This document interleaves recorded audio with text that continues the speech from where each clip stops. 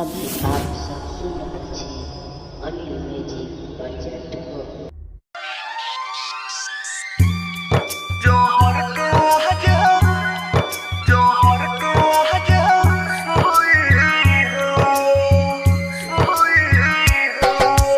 DJ Kanchan Raj mix Pallavi recording studio मठिया new चौक चौसीमा वैशाली।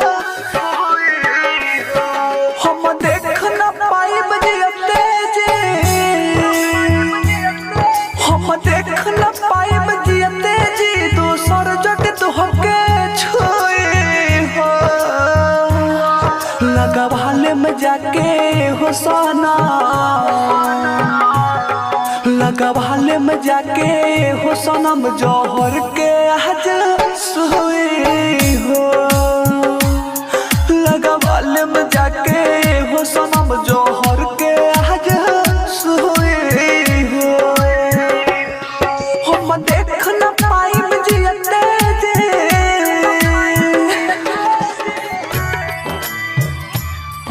जौहर के आज, जौहर के आज सोए हो। Music director DJ Kanchan Raj Hajipur Vaishali. DJ Kanchan Raj Hajipur Vaishali. DJ Kanchan Raj Hajipur Vaishali. DJ Kanchan Raj Hajipur Vaishali. DJ Kanchan Raj. चल जहिबू ससुरा के धरती पर, हमके तू सुता के है अरथी पर। अपलास बनी दहिया हो जोर जाई जाके परती पर। तू जाए जन हर जाई हो, तू जाए जन हर जाई हो। तोहरा ला दीवाना मोई हो। लगवाले में जाके हो सोना, लगवाले में जाके हो सनम जौहर के आज सोए हो।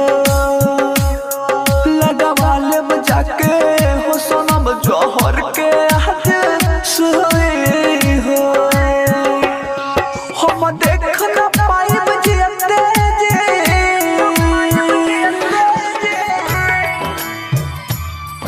जौहर के आज सोए हो। मिक्स पल्लवी रिकॉर्डिंग स्टूडियो मठिया DJ Kanchan Raj. DJ Kanchan Raj. DJ Kanchan Raj new चौक चौसीमा वैशाली।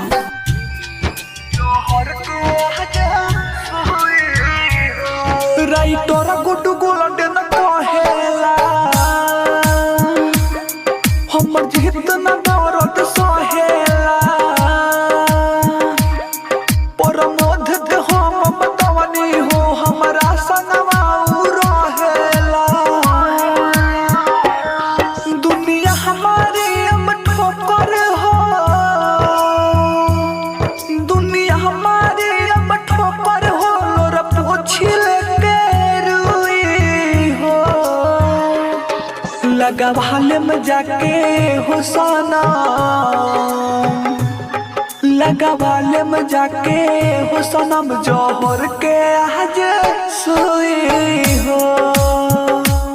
लगवाले में जाके हो सनम जौहर के आज सोए हो। हम देख न पाए